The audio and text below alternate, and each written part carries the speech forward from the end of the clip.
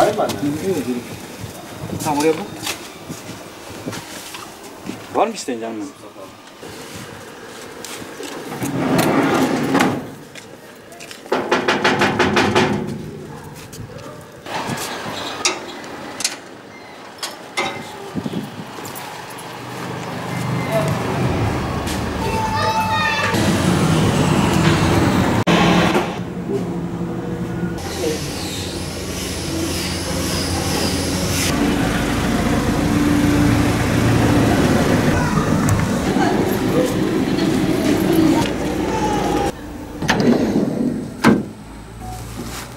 Bismillahirrahmanirrahim.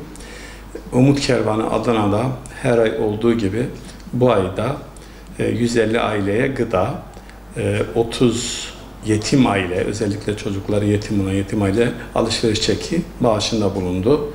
Bu bağıştan dolayı derneğimizin aracılık yapan ve ona bağışta bulunan hayır sahiplerine bundan dolayı teşekkür ederiz. Biliyorsunuz bir de bağışçılarımıza bir çağrıda bulunacağız. Bir ricamız var.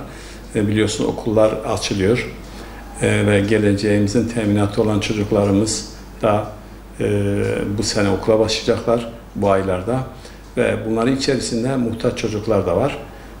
Bunların aileleri biliyorsunuz fakirdirler. Bu çocukların ihtiyaçlarını alamıyorlar ve bizim de burada bir hayır sahiplerine bir çağrımız var.